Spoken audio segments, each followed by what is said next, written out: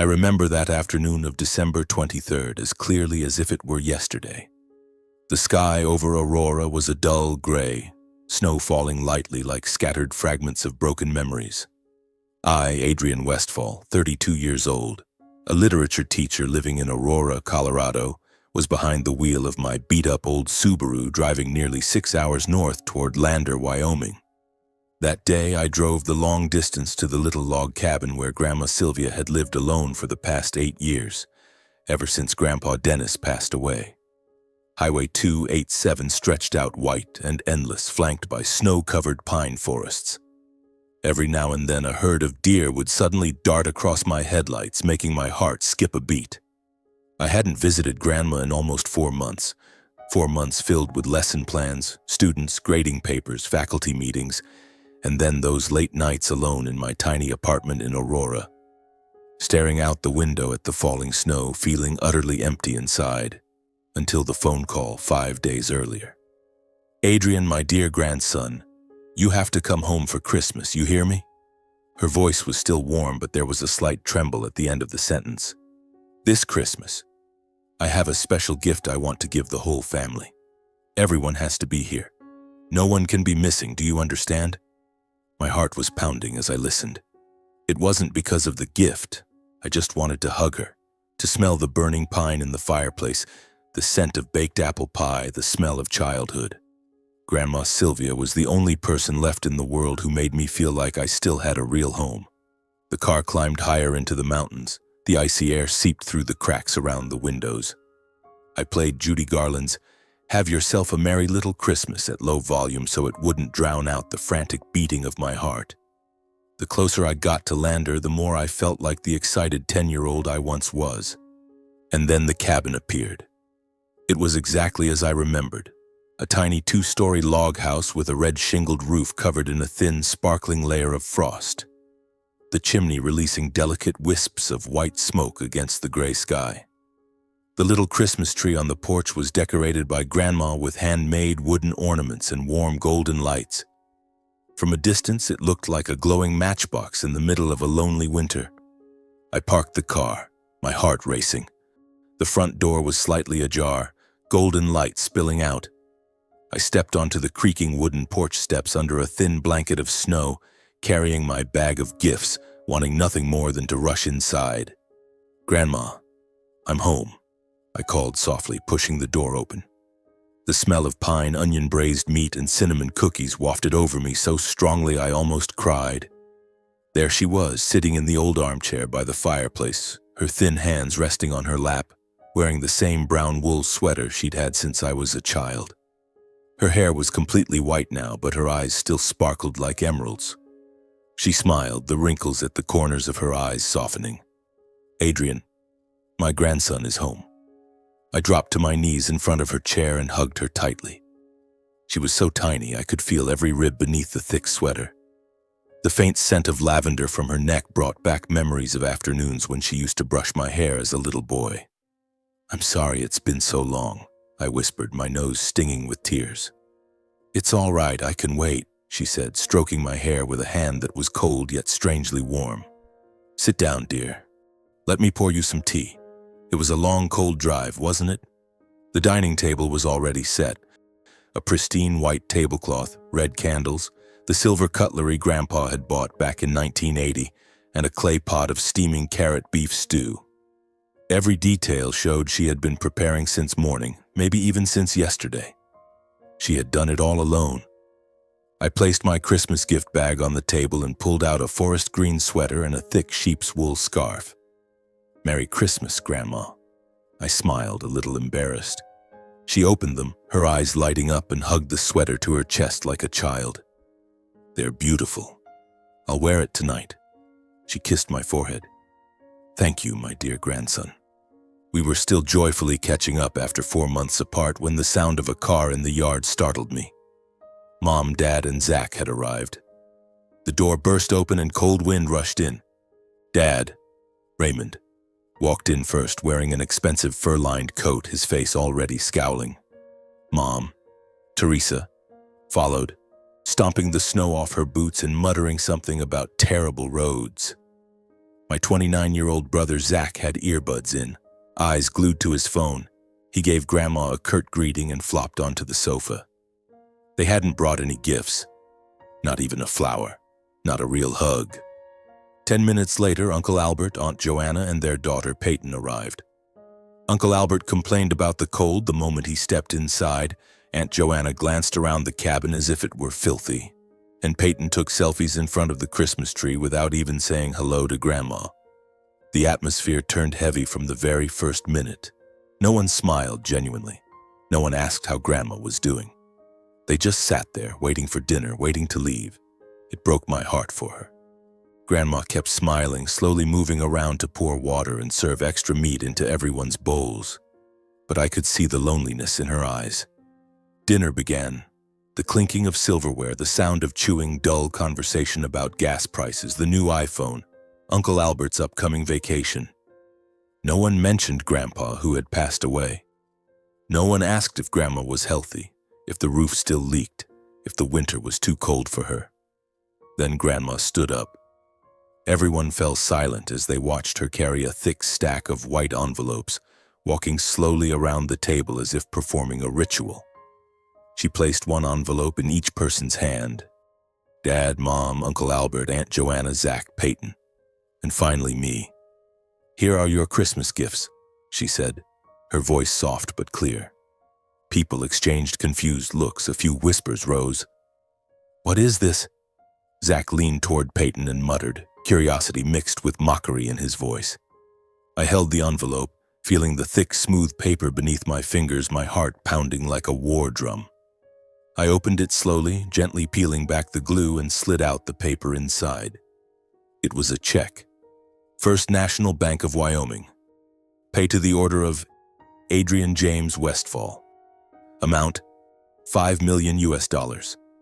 The numbers and letters were printed clearly, professionally, without a single smudge. I looked up abruptly, my breath catching in my throat as if someone had punched me in the chest. The others opened their envelopes almost simultaneously. The chaotic rustling of paper filled the room, followed by 3 seconds of deathly silence. 3 seconds that felt like the whole world had stopped spinning. Every pair of eyes was fixed on the check in their hands. The silence was so complete I could hear my own heartbeat.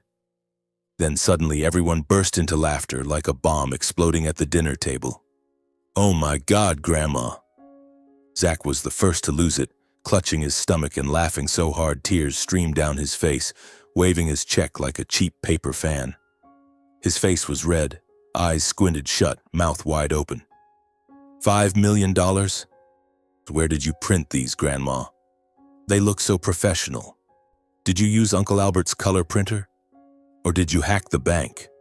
He shrieked with laughter, punching Peyton's shoulder, his voice high-pitched with excitement and mockery, as if this were the funniest joke of the year. Peyton laughed along, her shrill giggle ringing like breaking glass, her face flushed with shallow delight. She held her check up in front of her and snapped a photo with her phone right there at the table, the flash blinding everyone. "Granda gave us fake checks for Christmas, iconic," she said between laughs, fingers flying across the screen to post it on her Instagram story, eyes gleaming with superficial amusement. "Oh my God, $5 million. Grandma, are you a secret billionaire? I'm totally posting this. My friends are gonna die laughing."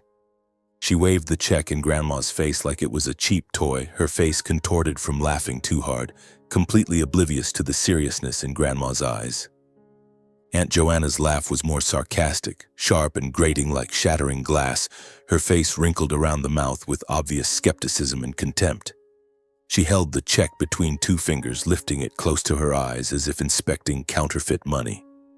Then turned to Grandma with a biting tone. "Mom, come on, stop joking. You still have to ask Adrian for money to fix the roof, and now you suddenly have a fortune to give each of us $5 million? Give it up, Mom. What kind of weird joke is this? Do you think we're little kids?" She shook her head, glancing at Uncle Albert for support, her face red from trying to suppress laughter but dripping with mockery, as if Grandma were a senile old woman putting on a clown show. My father didn't laugh loudly, but he shook his head vigorously, his scowl showing clear irritation and disappointment. He glanced at the check, then tore it into 4 pieces without hesitation, the sharp ripping sound cutting through everyone else's laughter. He tossed the scraps onto the table. They fluttered down like paper snow and sighed heavily. "What kind of joke is this, Mom? I drove 6 hours to have Christmas dinner, not to watch this nonsense. Did you think we'd find it funny?" His face flushed with anger, eyes avoiding Grandma's, as if he were embarrassed for her, though deep down it was obvious disappointment. He had hoped for something real, not a worthless piece of paper. My mother was quieter, but her face went pale with shock before settling into an awkward smile. She turned the check over a few times, blinking in disbelief, then whispered to Dad, "Raymond, she's probably just joking, but it does look pretty professional." She didn't tear hers up, but she didn't keep it carefully either. She simply set it down on the table like something unnecessary, her expression a mixture of confusion and disappointment. I alone remained silent in the chaos. I sat there, the check still untouched in my hand, my thumb gently tracing the words, $5 million. My heart was pounding wildly, my breathing rapid, as if my entire body were trembling with an unnamed premonition. I looked at Grandma. She stood there, hands clasped tightly in front of her stomach, back slightly bent with age, but her eyes burning brightly as they looked straight into mine. She wasn't smiling.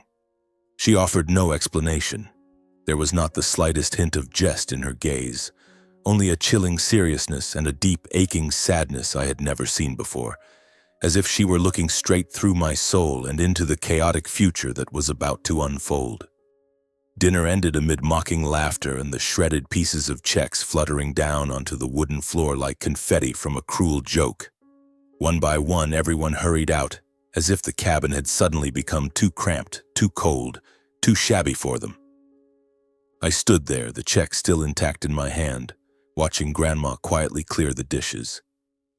The wind howled across the snowy yard, car doors slammed, engines roared to life and then faded away down the trail. Only the 2 of us remained. "Grandma," I called softly, my voice cracking.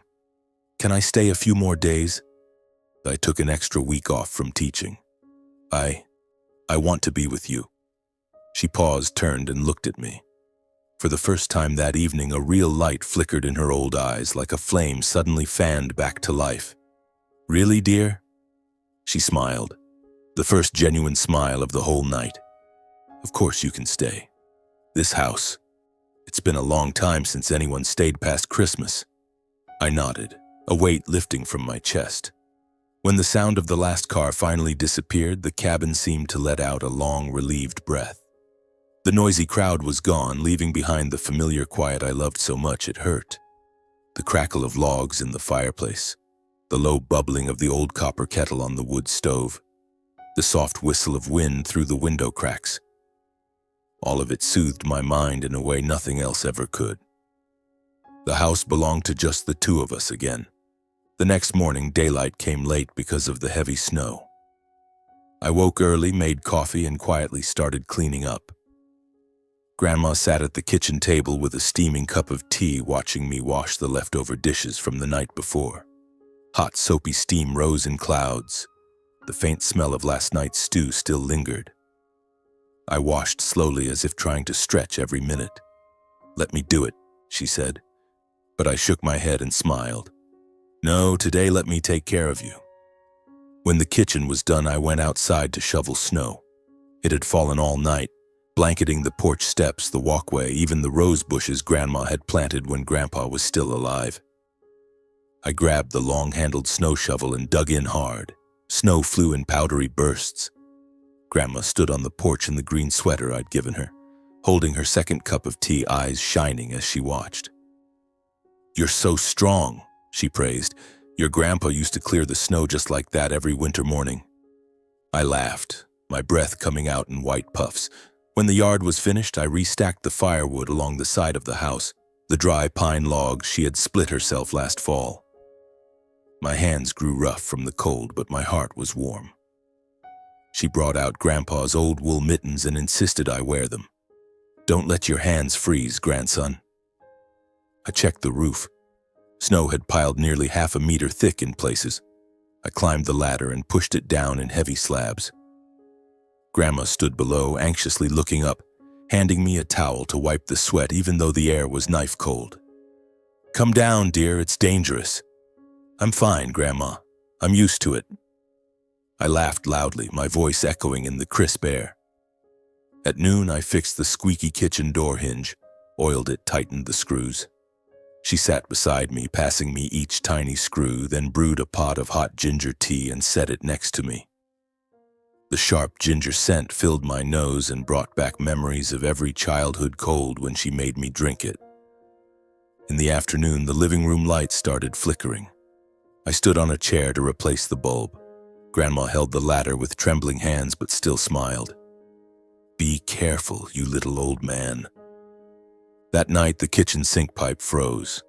I took her old hairdryer, sat on the floor, and blew hot air onto the copper pipe. She sat beside me and pressed a still warm slice of apple pie into my hand. "Eat this, keep your belly warm." Every moment moved slowly, strangely peaceful. The little cabin seemed to open its arms wide and wrap us both inside. No more mocking laughter, no more judgmental glances, only the glow of the fireplace and love that didn't need words. Evenings were the most beautiful. We pulled our 2 armchairs closer to the fire. Grandma toasted bread on a long iron fork, slathering it with melted butter and wild honey. I simmered vegetable soup from the garden, carrots, potatoes, onions she had stored in the root cellar since autumn. Some nights she baked apple pie. The scent of cinnamon and baked apples filled the house, sweet enough to break your heart. We ate dinner at the small wooden table right beside the fireplace. No chandelier needed, just the dancing firelight. Then she began telling stories. "When you were tiny, you used to run around this yard like a squirrel. Once you fell face first into the snow and wailed. I had to rush out, pick you up, wipe your nose, and I could barely stop laughing." I laughed out loud. "I remember. I used to pretend I was an astronaut and wear a frying pan as a helmet." She laughed in her raspy voice, eyes glistening. "Then your grandpa took you fishing at the old lake. You both came back soaked to the bone but proudly holding the tiniest perch, showing it off to the whole neighborhood. Grandpa said, 'This boy is going to do great things, mark my words.'" I fell silent, throat tight. Grandpa had been gone 8 years, yet every time she spoke of him, he came back to life inside these walls. "What I remember most is standing on the porch every winter, listening for the sound of a car," she said softly, her voice trembling like it might dissolve into the cold wind. "Sometimes it was just a neighbor, but I'd still run out to look. I know the sound of your engine so well. I can tell from far away when it's you coming home." She placed her thin, warm hand on my shoulder. That light touch was enough to make my heart ache. "Now that you're here, this house feels warm again." Sometimes she sat staring into the flames, her gaze distant, as if touching memories I could never reach. I knew she was thinking something deep, but she would only squeeze my shoulder gently and fall quiet again. No explanation, no complaints, just a whisper soft as glowing embers. "Having you here makes me so happy." I noticed how much weaker she had become. The last time I visited, she could still climb the ladder to pick apples. Now her steps were slow. She had to steady herself against the wall, walking from the kitchen to the living room. Her kind eyes sometimes clouded with fatigue. Once she coughed long and hard. When I asked worriedly, she waved it off. "Just old age, a winter cough, dear." I was even more grateful that I had stayed. Grateful for every single minute. In those days, I almost forgot about the $5 million check lying in my wallet. It was just paper. She was the real gold, the diamond, everything. The last day came far too quickly. Tuesday morning, the snow had stopped and the sky was an unbelievable clear blue. I packed my suitcase, my heart heavy. Grandma had been up since dawn, bundling a huge package of vegetables from the greenhouse. Bright red carrots, plump potatoes, a few onions, and a bunch of dried herbs. "Take these back to the city and eat well. I grew them clean, no chemicals." I held her for a long time on the porch. She looked so small in the green sweater and the thick scarf I'd given her, the mountain wind tossing her silver hair. I kissed her forehead, The familiar scent of lavender stung my eyes. "I'll be back soon, Grandma, promise. Next month." She nodded, eyes red but still smiling. "Yes, I'll be waiting." I got in the car and rolled down the window to wave. She stood there, a tiny figure against the endless white forest, her scarf fluttering like a butterfly's wing. I drove away, looking back through the rearview mirror until she disappeared.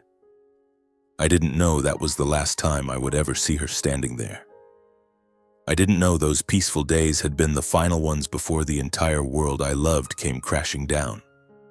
I got back to Aurora late in the afternoon. The city hadn't changed. Snow drifting lightly, streets packed, horns blaring. I unlocked the door to my third-floor apartment, tossed the suitcase into the corner, and collapsed onto the sofa. I was exhausted, but my heart still carried the warm scent of pine logs and Grandma's apple pie. I texted her, "I'm home safe, Grandma. Miss you so much." No blue tick. She'd probably left the phone in the kitchen again.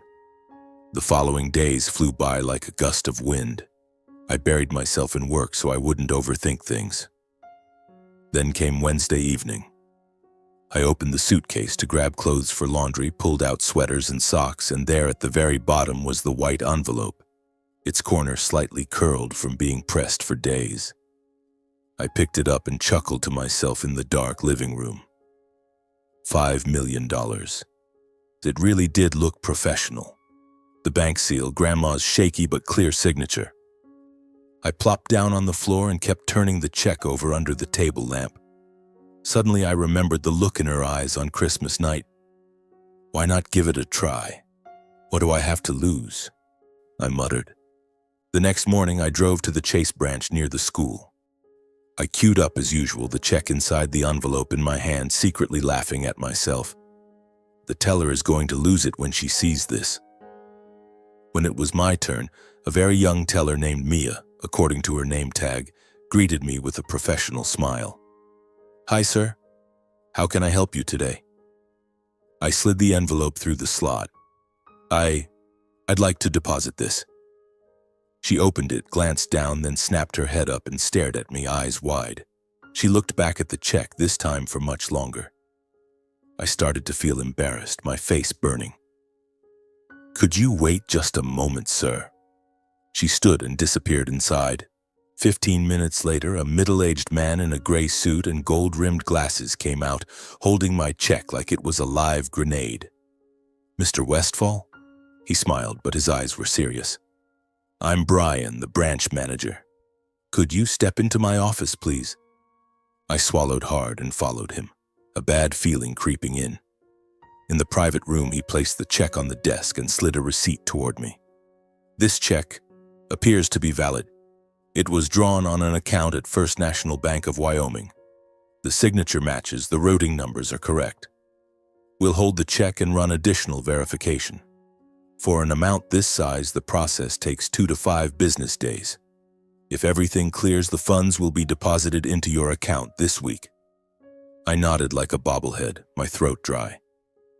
"Yes, thank you." Walking out of the bank, I still couldn't believe what I'd just heard. $5 million. My hands shook on the steering wheel the whole drive home. I had to pull over once before I trusted myself to keep driving. 2 days later, Friday.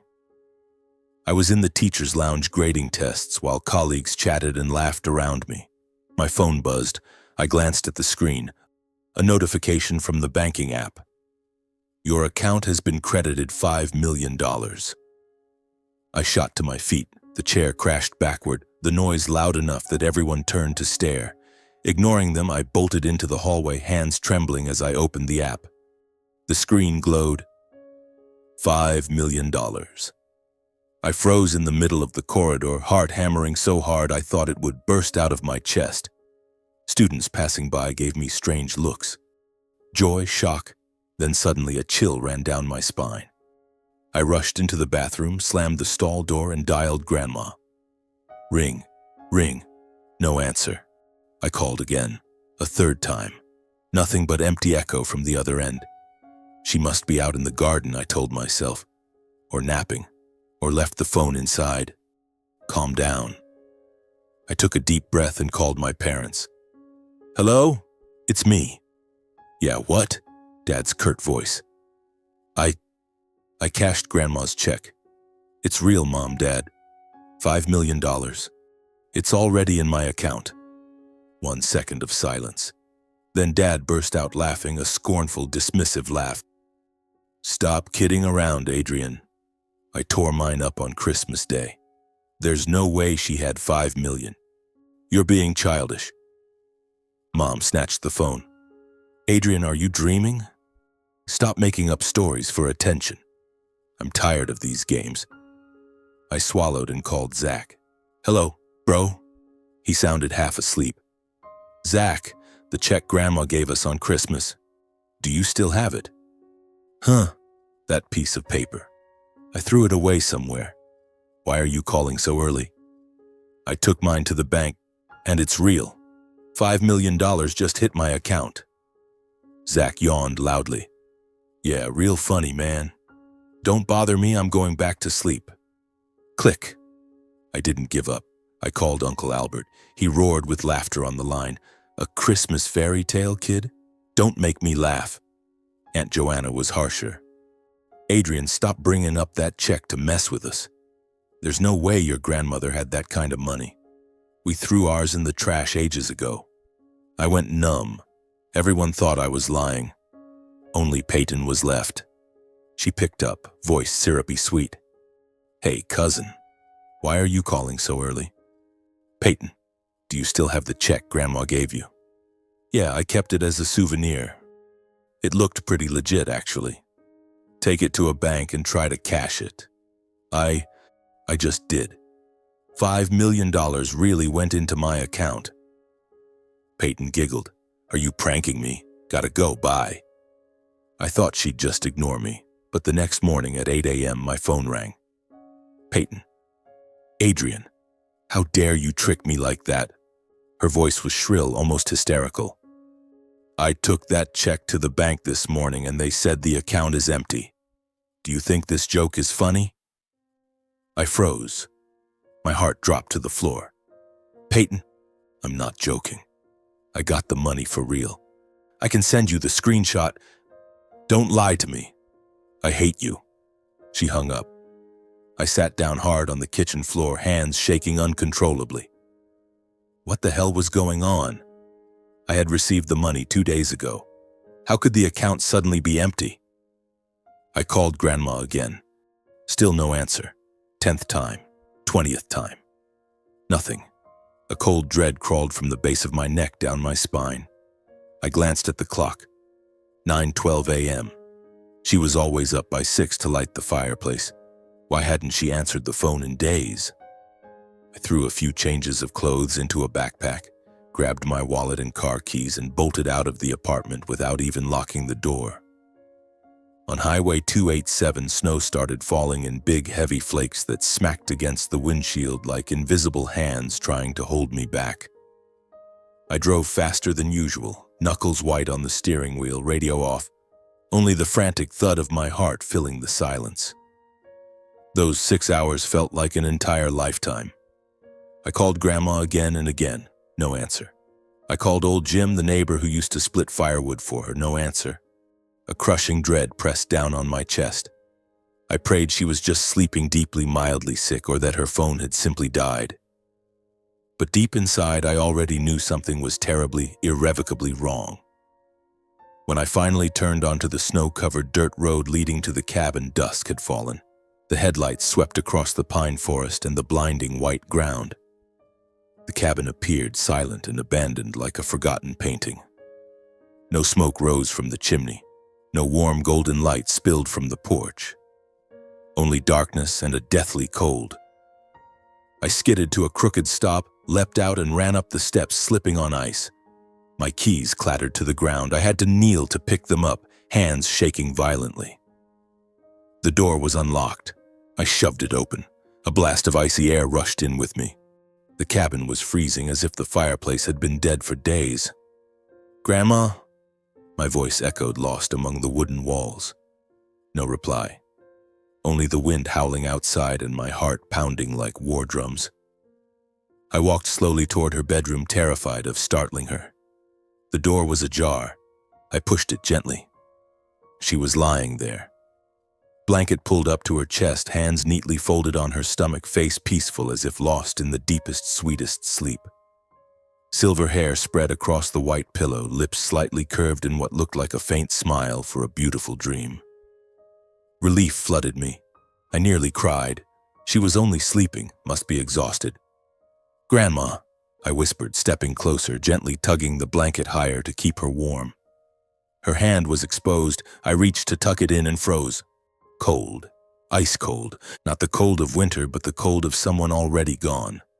Trembling, I touched her cheek, still cold. I pressed my hand to her chest, no rise and fall.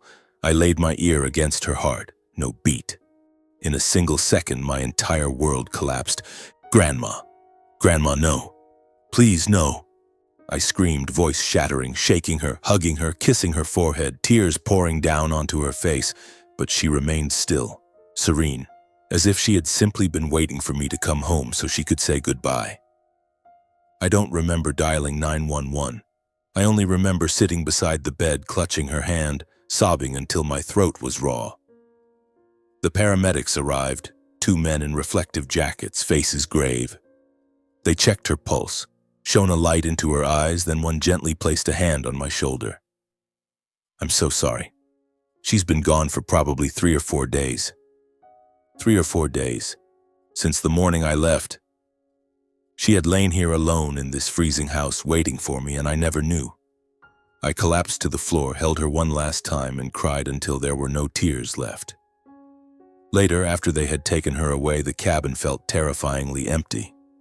I sat on the living room floor, numb, when I noticed a white envelope placed neatly on the dining table, exactly where she used to sit and pour my tea every morning. On the outside, in her familiar trembling handwriting, "For Adrian." I picked it up. My hands felt like lead. Inside was a long letter on the lined paper she always used, written slowly but clearly. I read it, each word squeezing my heart until I could barely breathe. "My dearest Adrian, by the time you read this, I will have gone to be with your grandfather again. Please don't cry too much, my sweet boy. I have lived a full life and I am content. The $5 million you received is everything your grandfather and I saved and invested throughout our entire lives. The nights he stayed up studying stocks, the winters I mended clothes instead of buying new ones, the trips we never took so we could leave something for our children and grandchildren. This past Christmas, I did it on purpose. I wanted to test everyone's hearts. I knew I didn't have much time left, so I needed to see who still remembered family, who still truly cherished me. I wrote a check for each person, but the account held exactly $5 million, enough for only one check to clear. Whoever cashed theirs first would receive everything. Anyone who came after would simply be told insufficient funds. And I believed you would be the first to try. You didn't laugh, you didn't tear it up, you didn't throw it away. You are the only one who still held on to family. I am so proud of you. Use that money to live well, Adrian. Live for yourself. Don't live to please others, and don't let anyone force you to share if you don't want to. You deserve it more than anyone. My only regret is that I didn't get to hug you one more time. But I will always be here, in this cabin, in the smell of apple pie, in the crackle of the fireplace, in the Wyoming mountain wind. I love you so much. Forever, your Grandma Sylvia." I folded the letter, pressed it to my chest, and sobbed like a child. The cabin now felt both warm and suffocatingly cold at once. Warm because she was still in every brick, every log. Cold because she was truly gone. I sat there a very long time until night fell completely. Then, hands still trembling, I picked up the phone and called each family member. First, my parents. "Hello?" Dad's curt voice. "Mom, Dad, Grandma passed away." Silence. No cry, no gasp, nothing. Just heavy silence, then a dry, "Yeah," followed immediately by, "So, is there a will? Did she leave anything?" I hung up, unable to speak. I called Zach. He just said, "Oh," then asked, "So, you really got the $5 million?" I called Uncle Albert, Aunt Joanna, Peyton, same reaction from all of them. No grief, no sorrow, only calculating silence followed by questions about money, the house, the land, the estate. I sat on the cold floor clutching Grandma's letter, crying until my eyes were dry. I had no idea that from this moment on, the family I once thought was bound by blood would descend into the ugliest, most vile chaos they had ever created. And this time I would no longer be the quiet, obedient grandson. 2 days later, Grandma's funeral was held on a bleak Wednesday morning. Snow fell thick and heavy, blanketing the small cemetery behind the old Lutheran church in downtown Lander in a pure, unbroken white. I had been standing at the church door since early morning wearing the only black suit I owned, the shirt collar stiff with cold. I greeted each mourner, shook hands, accepted condolences, but my eyes kept drifting to the simple pine coffin placed in the center aisle, the cheapest one available, because I knew Grandma hated ostentation. The neighbors came in large numbers. Old Jim brought a bundle of wildflowers tied with twine. Mary from the bakery hugged me and sobbed uncontrollably. Grandma's old friends from the quilting club, the church circle, the ones who had known Grandpa, they all came, quietly filling every creaky wooden pew. They cried real tears. I hugged them, and I cried real tears too. My family arrived late. Mom, Dad, and Zach walked in just as the church bells struck 10. Dad wore an expensive gray suit and a perfectly straight tie, but his face was as cold as if he were attending a board meeting. Mom had huge sunglasses on despite the gray sky, lips pressed tight, clutching a Chanel handbag. Zach stood with his hands in his pockets, one AirPod dangling. They didn't hug me. They just nodded slightly and went straight to the front row. Uncle Albert and Aunt Joanna were almost half an hour late. Their shiny black SUV screeched to a halt outside. The slamming doors echoed down the empty street. Aunt Joanna wore a mink coat and silk scarf. As she wiped snow off her high heels, she whispered loudly to Uncle Albert, "I wonder how much Mom actually left. Hopefully enough to cover my credit card debt." I heard every word. My fists clenched so hard my nails dug into my palms until they bled. That was the moment I understood. To them, Grandma had only ever been money on legs. The service began. The pastor read from the Bible, his warm voice rising above the steady patter of snow on the roof. Then it was my turn to speak. I walked to the pulpit, hands trembling around the crumpled piece of paper I had gripped too tightly. My grandmother was the most extraordinary woman I've ever known. My voice broke. She taught me what unconditional love looks like, what it means to live kindly no matter how harsh life becomes. In her final days, I was lucky enough to be with her, to light the fire for her, to listen to her old stories, to see her smile. That was the greatest gift of my life. I spoke about the sweater I'd knitted for her, about our simple dinners of vegetable soup and toasted bread, about that last hug on the porch. Tears fell onto the wooden pulpit. Down below, many wiped their eyes. But in the family pew, Zach was secretly checking his phone. Uncle Albert was whispering something to Dad, and their glances at each other were loaded with meaning. I bowed my head, unable to go on. After the burial, as Grandma's coffin was lowered into the ground amid the swirling snow, the mourners quietly left. Only my family was asked to stay in the small wooden hall behind the church, a room that smelled of pine and weak coffee. Attorney Howard Grant was already waiting. In his 60s, snow-white hair, impeccable black suit, gold-rimmed glasses, he spoke slowly but firmly. He set his briefcase on the table, opened it, and took out a thick folder. "As per the final wishes of Sylvia Westfall, I will now read her last will and testament." The room went dead silent. I could hear my own heartbeat. Every pair of eyes sharpened instantly, gleaming like hounds catching a scent. Mr. Grant cleared his throat. All of Sylvia Westfall's assets, totaling exactly $5 million, were transferred by her into a special account before Christmas. On Christmas night, she issued a $5 million check to each of her children and grandchildren. However, that account contained exactly $5 million, meaning only the first check presented for payment would receive the full amount. Any subsequent checks would find the account empty. He paused, looking around the room. And according to my investigation, the first person to deposit their check was Mr. Adrian James Westfall. Therefore, in accordance with Sylvia's explicit wishes, the entire estate now belongs to Adrian.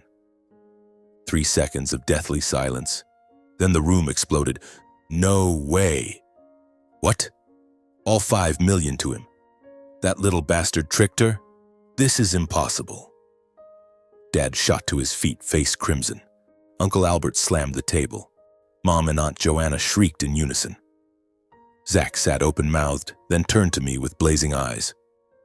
Peyton hissed, "You cheating jerk," loud enough for everyone to hear. They descended on me like a pack of wolves. "You son of a bitch! You brainwashed my mother," Dad roared, jabbing a finger in my face. "Hand over the money. That belongs to the whole family," Uncle Albert growled. "Adrian, be a good boy and split it with your aunt and uncle, half and half," Aunt Joanna cooed, grabbing my sleeve.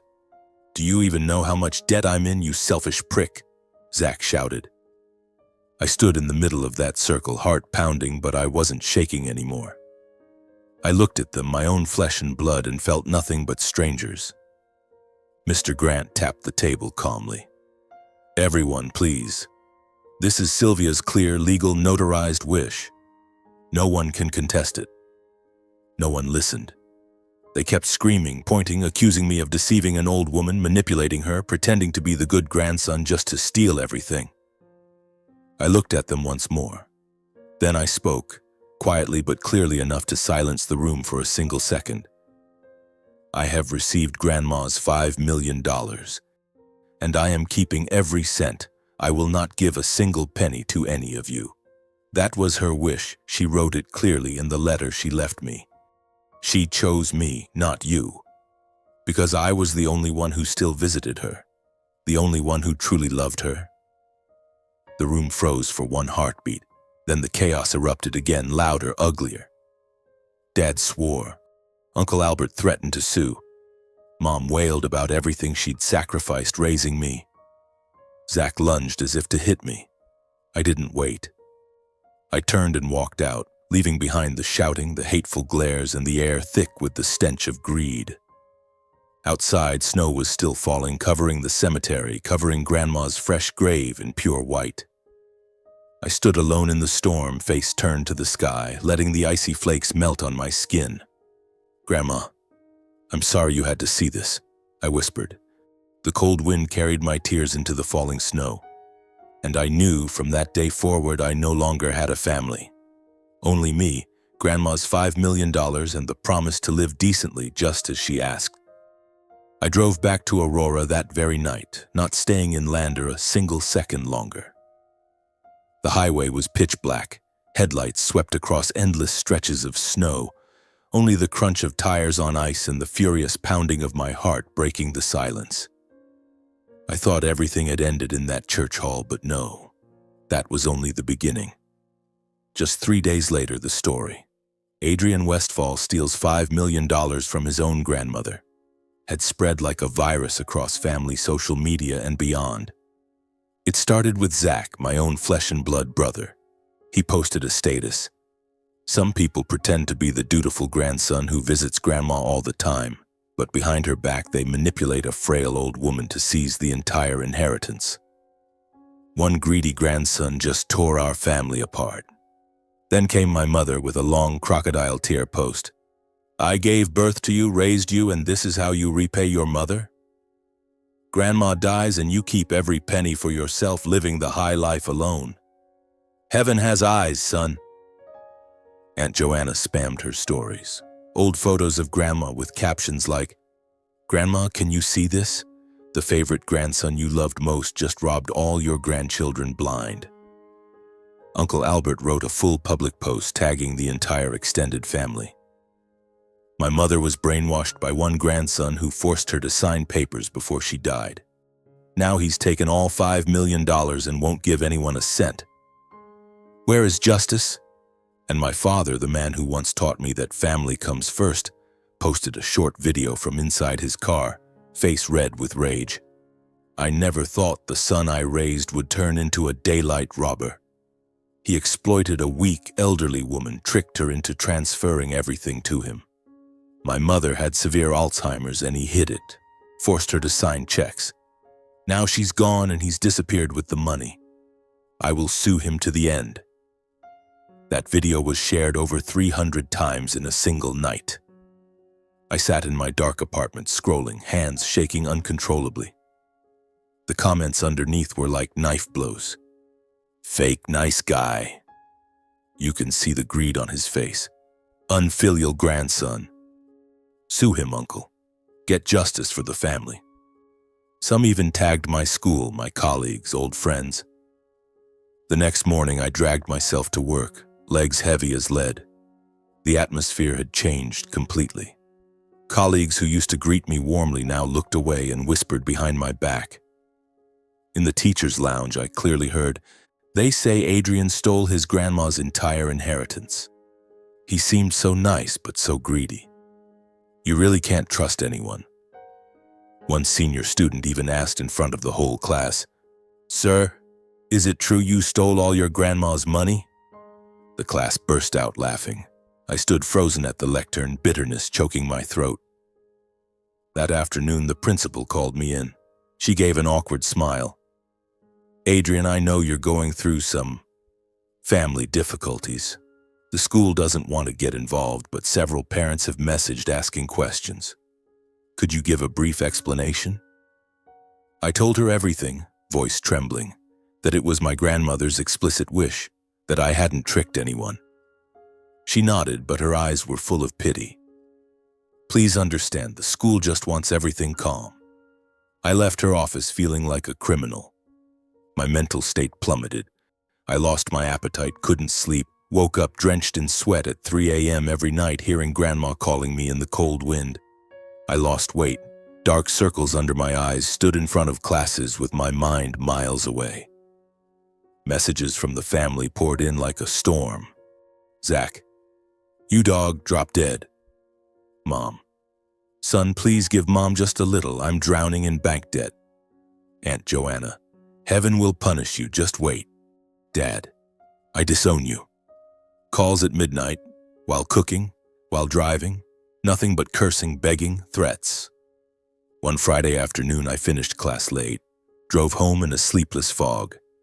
On the third floor I found a thick golden envelope placed neatly in front of my door, glaring red quartz seal. I sank to the hallway floor and tore it open with shaking hands. The first words made my blood run cold. Summons to court. Plaintiffs, Raymond Westfall and Albert Westfall. Defendant, Adrian James Westfall. Then the accusations, one after another like stab wounds: fraudulent appropriation of inheritance, exploitation of a vulnerable elderly person lacking mental capacity, violation of family ethics, demand to void the bank transaction and redistribute assets according to lawful inheritance ratios. At the end, the line that choked me: they wanted the money divided into 8 equal shares, 1 for each person, including Peyton. I sat in the freezing hallway, the envelope falling from my hand, cradling my head. I couldn't even cry anymore. I felt hollow, as if the entire world had turned its back on me. They invented Alzheimer's, claimed I forced her to sign papers, that I mentally manipulated her in her final days. Every lie wrapped in official legal paperwork, signed by my own father and uncle. The betrayal cut to the bone. The people who gave me life, who shared my blood, were willing to drag their own mother's, their own grandmother's honor through the mud for money.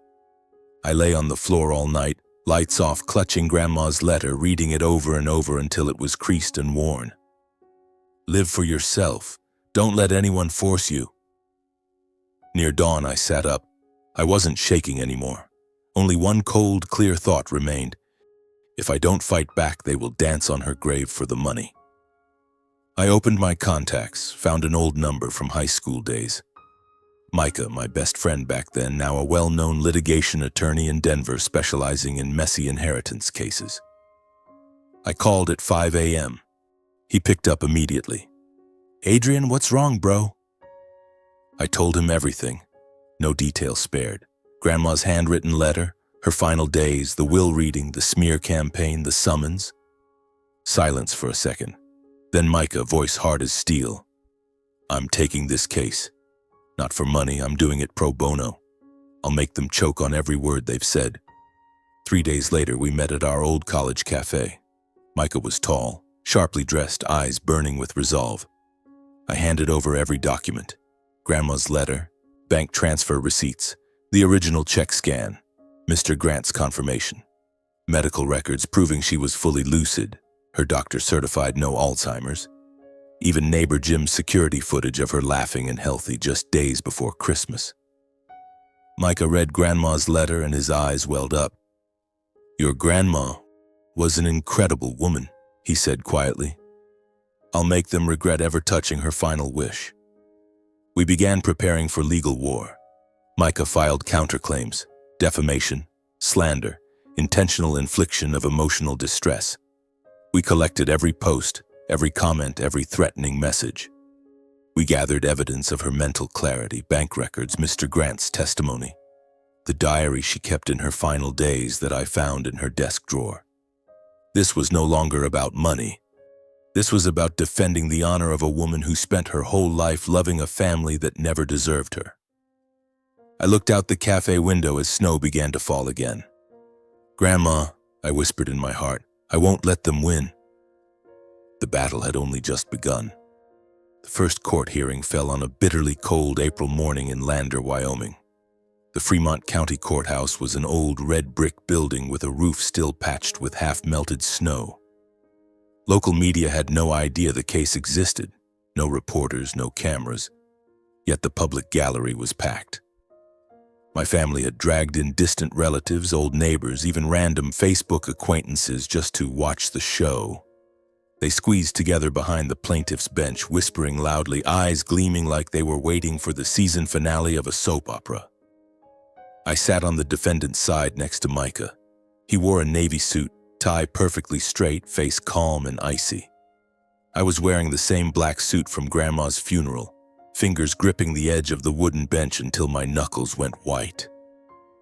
On the plaintiff's side, my father sat in the center, scowling. To his right was Uncle Albert, top 2 shirt buttons undone, eyes bloodshot from lack of sleep. To his left was my mother, wearing huge sunglasses indoors, clutching a tissue like she was about to burst into tears. Zach sat beside her, earbuds dangling, glaring at me with pure hatred. Aunt Joanna and Peyton were in the row behind, whispering nonstop. The judge entered, Helen Carter, a woman in her mid-50s with short silver hair and a voice sharp as a blade. She banged the gavel. The room fell silent. The plaintiff's attorney, a short, overweight man named Richard Doyle, sweat beading on his forehead despite the cold, stood first. My clients, the biological children and grandchildren of Sylvia Westfall, have been unjustly deprived of their rightful inheritance by the defendant, Adrian Westfall. The defendant exploited the trust of an elderly woman, mentally manipulated her, and coerced her into transferring the entirety of her $5 million estate to himself through a fraudulent check scheme. He paused, shot me a reproachful look, and continued. In her final stage of life, Sylvia Westfall was no longer of sound mind. She suffered from severe Alzheimer's disease. She frequently confused the names of her own children and grandchildren and sometimes failed to recognize her own son. Issuing $5 million checks to multiple individuals was irrational and abnormal behavior, clearly demonstrating severe psychological influence and legal incapacity. He presented his evidence. A few photos of Grandma looking thin from last year, some old family group chat messages, and my father's sworn statement that my mother was very forgetful. Once she even called me Dennis, my late father's name. Micah sat motionless, not taking a single note, just giving me the slightest nod. Let them dig their own grave. Then it was Micah's turn. He rose slowly like a panther about to strike. Your Honor, with the court's permission, I will now present evidence proving that every single accusation made by the plaintiffs is fabricated, defamatory, and a grave insult to the deceased. He placed a thick folder on the table. First, Grandma's handwritten letter to me, her shaky but clear script. When he read the line, You are the only one who still remembered family." The entire room went quiet. My mother looked down. Zach, my own brother, bit his lip. Next, neighbor Jim's security footage shot from his yard toward Grandma's, showing her healthy, chopping wood herself, laughing and chatting loudly. November medical records stating she was fully lucid with no cognitive decline. Attorney Howard Grant's sworn statement that she visited his office 3 times before Christmas alone and signed every document herself. Finally, the bank records. The account contained exactly $5 million, and I was the only person who deposited a check before the funds were depleted. Micah closed with a sentence that silenced the courtroom. "The plaintiffs have not produced one shred of concrete evidence that the defendant coerced or manipulated Sylvia Westfall. On the contrary, we have irrefutable proof that during the 8 years Sylvia lived alone, not one of the plaintiffs visited her more than twice a year, sent financial support, or even called to check on her health. The only person who regularly drove 6 hours to repair her roof, split firewood, cook meals, and stay with her in her final days was the defendant, Adrian James Westfall." Judge Carter gavelled once more. "Having reviewed all documents and testimony, this court finds that the will and final wishes of Sylvia Westfall were made while she was of completely sound mind, legally valid and binding. The bank transaction involving the check was lawful. There exists no credible evidence whatsoever that defendant Adrian Westfall engaged in coercion or manipulation." After a heavy pause, her voice rang out, final and decisive. "Therefore, the court rules. 1. The plaintiff's entire lawsuit is dismissed with prejudice. 2. Adrian James Westfall is recognized as the sole lawful heir to the $5 million estate. 3. The plaintiff shall bear all court costs and partially reimburse the defendant's legal fees." The gavel slammed down, one thunderous crack that echoed through the room. The plaintiff's side froze. My father shot to his feet, face purple, pointing at me. You'll regret this." Uncle Albert slammed the table so hard security warned him. My mother covered her face and cried, but no one believed those tears were real. Zach stormed out.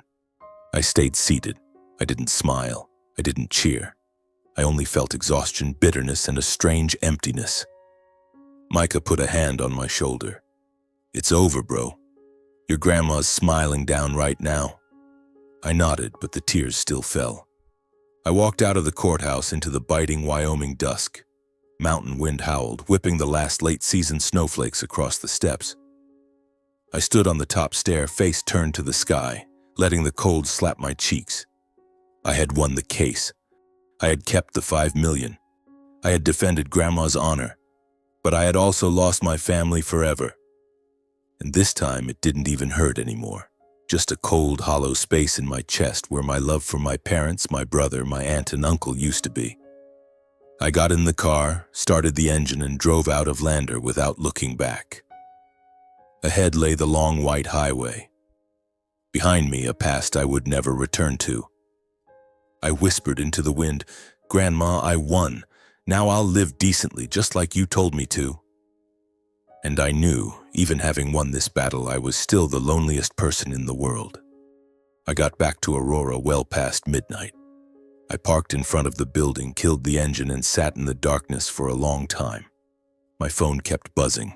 Congratulatory texts from Micah, an invoice from Attorney Grant, and a few messages from unknown numbers I assumed were distant relatives.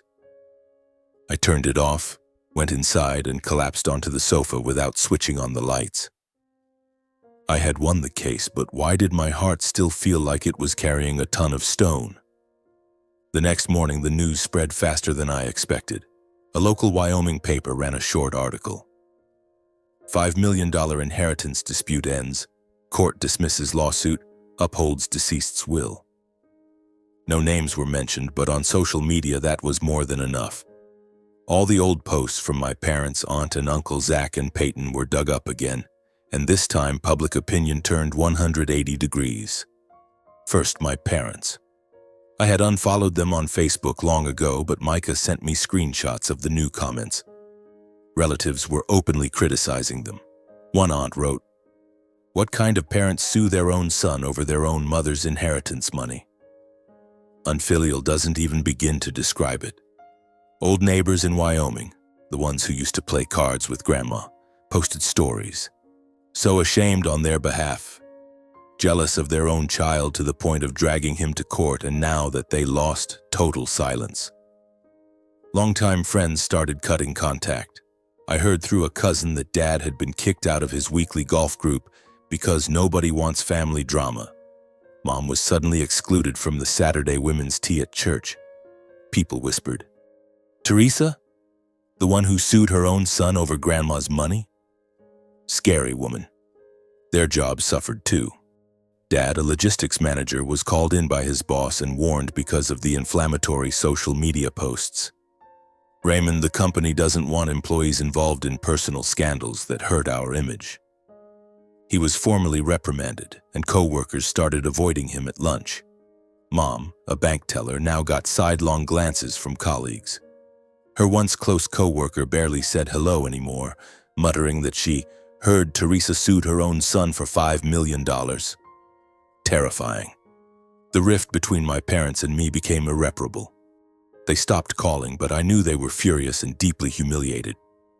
From scattered messages, I heard that they fought nonstop. Mom sobbed and blamed Dad for pushing the lawsuit.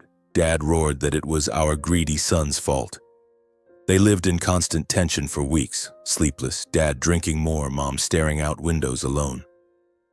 I no longer felt pity, only sadness for two people who let greed blind them to family. Uncle Albert suffered the heaviest financial blow. The court ordered him to pay a substantial sum for filing a frivolous lawsuit, nearly $2,000 in court costs plus part of my legal fees. For a small business owner, that was devastating. His auto repair shop on the outskirts of Wyoming relied on local customers. Now they vanished. People talked. That's Albert Westphal, the one so greedy for his own mother's money he sued his own nephew to steal the inheritance. A parts supplier called. "Albert, I really don't want to get mixed up in this lawsuit mess. Let's pause our partnership." He lost 3 major contracts in the first week after the ruling. Finances collapsed fast.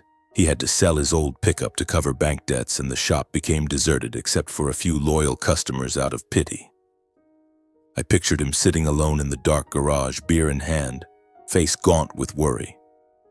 Greed had driven him to the edge. Aunt Joanna took the hardest social hit, the thing she valued most. She had been the queen of Peyton's school parent groups, local charity circles, and the fancy Wyoming social scene. Now her reputation lay in ruins. At parent meetings, people whispered behind her back, "There's Joanna, the one who spearheaded the lawsuit to split inheritance money with her husband's nephew." One mother posted in a group chat. Micah forwarded it to me. "Joanna always claimed she loved family above all. Well, the mask is off. Greedy scheming, tearing the family apart for cash." At the annual charity gala, a wealthy patron smirked. "Joanna, I heard you sued your nephew for Grandma's money. You really know how to keep up appearances." She was removed from the charity board to avoid scandal. Invitations dried up, neighbors stopped saying hello. Aunt Joanna retreated, posted far less, but I knew she was in agony. For her, reputation was worth more than money. Zach, my own brother, took a brutal hit to his personal reputation. A drunken video he recorded right after the trial, ranting, "My brother is a dog who stole all Grandma's money," was secretly filmed and spread among his friends. His college buddies, drinking crew, gym bros, everyone saw it. They distanced themselves. Zach is such a petty, selfish jerk, suing his own brother over an inheritance. His pretty marketing girlfriend broke up with him 2 weeks later. "I can't handle your family's insane drama anymore. Suing your own brother over Grandma's money? Disgusting." For the first time, Zach felt real shame. He sent me a few drunken late-night texts. "Bro, I messed up, but you were harsh too." Pride stopped him from facing me properly. Now he lives withdrawn, rarely goes out, looks hollowed out, and his sales job suffers because clients who heard the rumors avoid him. Peyton got off lightest, but still felt it. At college, her friends teased, "Peyton, you sued your cousin for Grandma's money. So badass." She lost a few friends, and her family princess image was tarnished. She posted far fewer stories, laughed less. I suspect she's actually reflecting on what she did. Inside the family, resentment exploded like a slow-motion bomb. My parents blamed Uncle Albert. "You pushed us into the lawsuit, now the whole family is disgraced." Uncle Albert blamed Aunt Joanna. "You kept crying and demanding a share."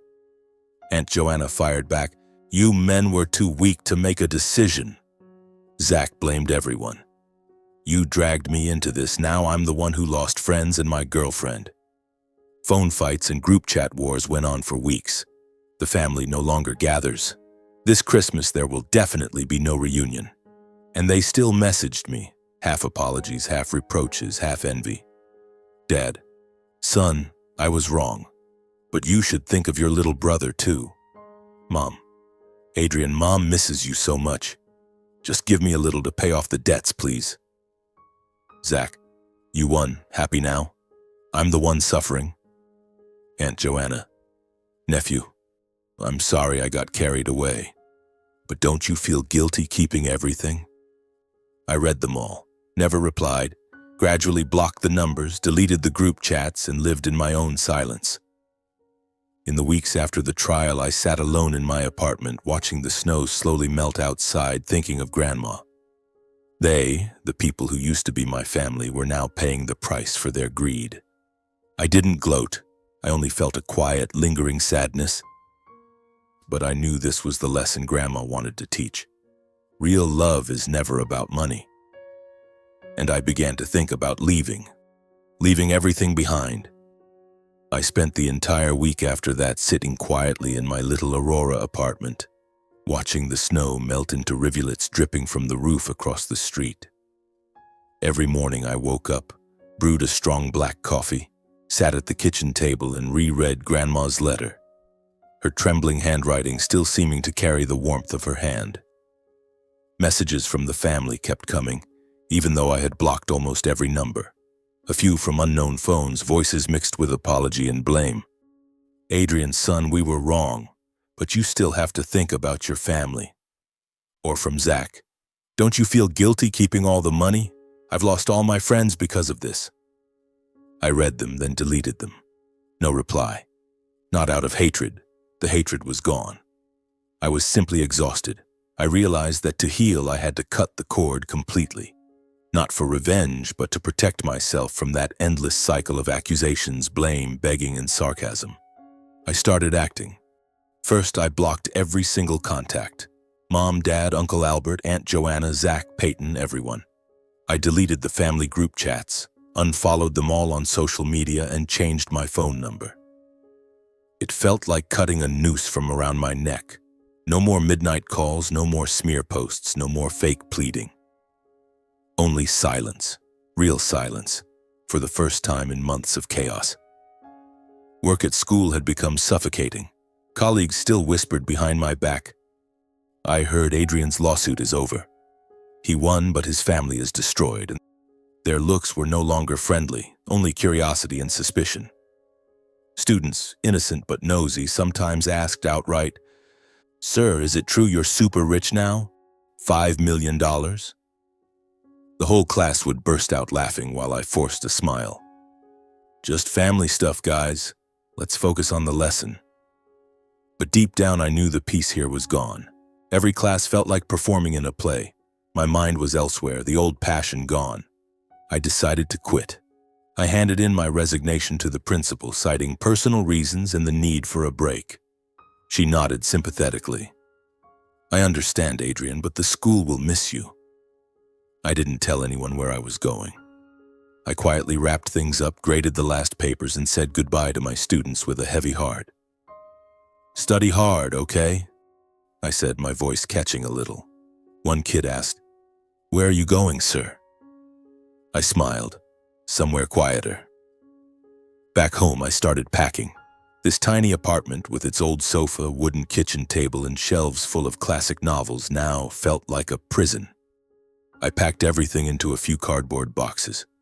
Clothes, books, a handful of photos with Grandma. Nothing extra. I didn't want to carry the past. I sold the old Subaru, bought a small pickup truck for the move. No one in the family knew where I was going. I left no note, made no farewell calls. I simply locked the door one last time, looked at the empty rooms and walked away.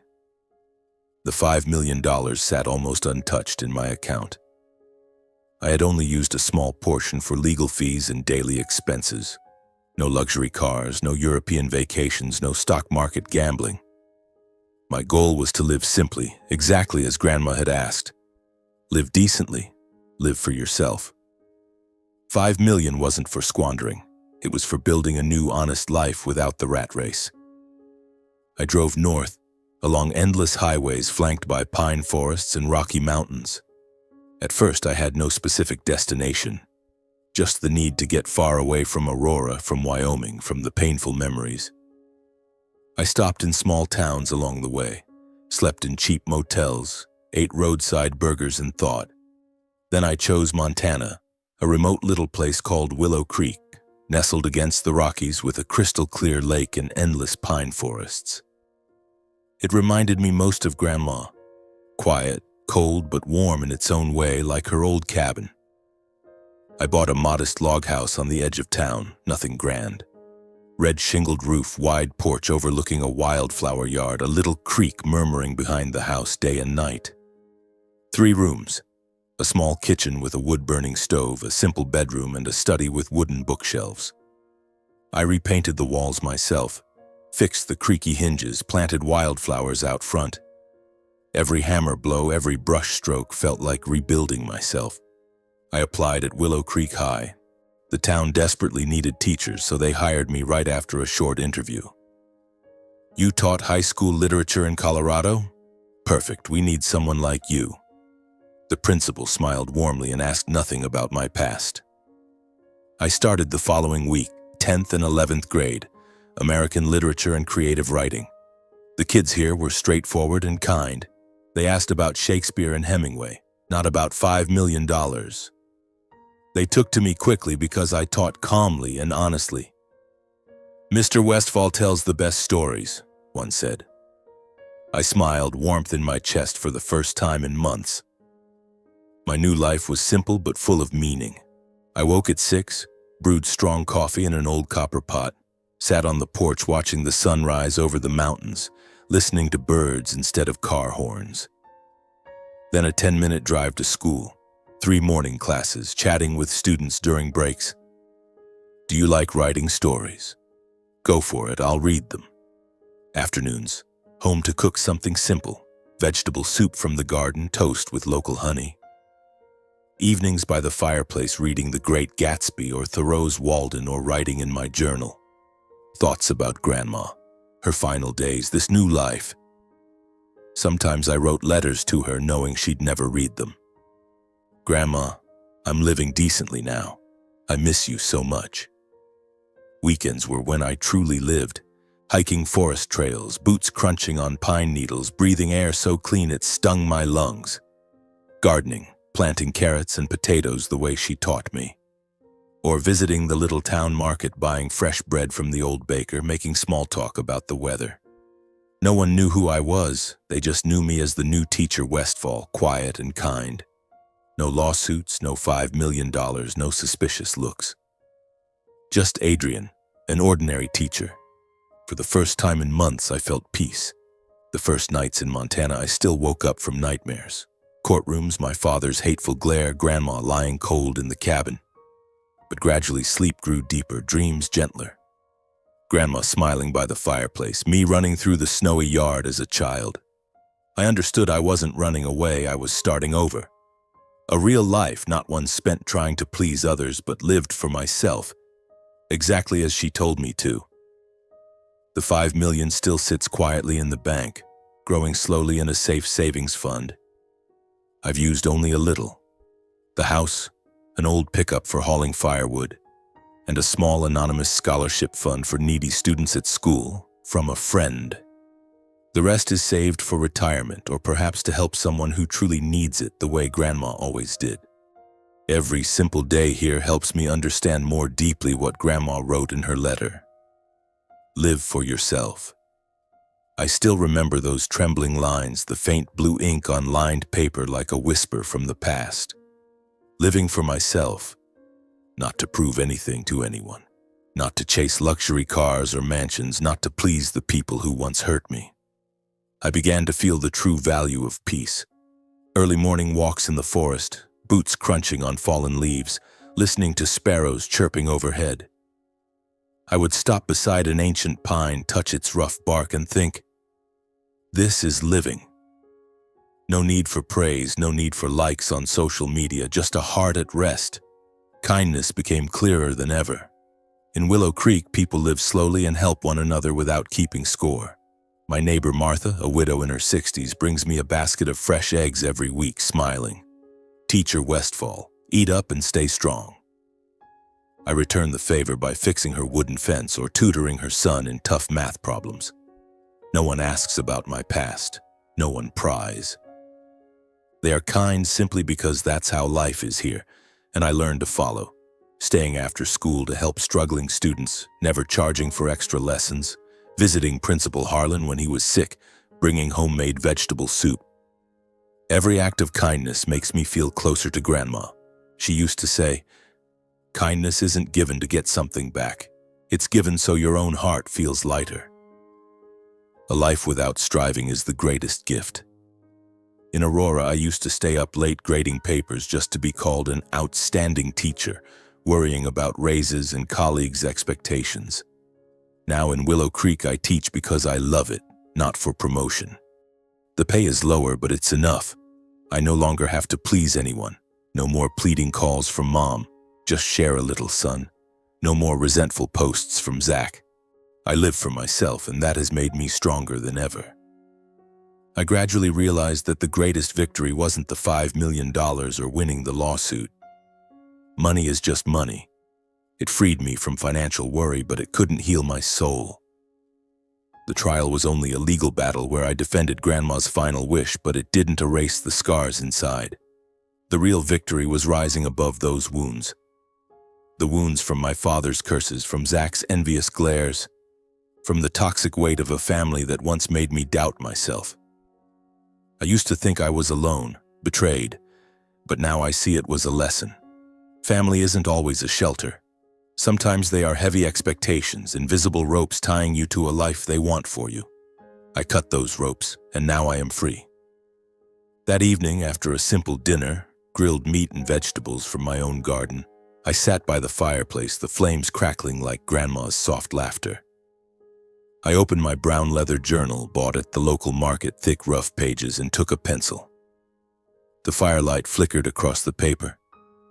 My hand trembled slightly with emotion. I wrote a sentence I knew would stay with me for the rest of my life. Grandma's love saved my life. The real victory is not how much money you have, but knowing how to live a decent, peaceful life that is true to your own heart. I closed the journal, set it on the wooden table, and watched the fire burn. Tears fell, but they were no longer tears of pain. They were tears of gratitude. Gratitude to Grandma for giving me her final lesson. True love means letting go, means letting your grandchildren fly. And so my journey ends, not with revenge, but with growth, peace, and the greatest lesson of all. I once believed family was everything, an unconditional refuge. But through those months of chaos, I learned. Some families are born to love us, like Grandma, who spent her whole life saving not just money but boundless love. And some families are born to teach us how to stand up and walk away, like my parents, my brother, my aunt and uncle, who pushed me into pain so I could learn to heal myself, to become strong on my own. I stood up, turned off the light, and stepped out onto the porch. The Montana night sky glittered with stars. The cold wind carried the scent of fresh pine. I looked up and whispered, "Thank you, Grandma. I'm truly living now." And I knew from this day forward I would live fully. Not for anyone else, but for myself and for the love she left behind.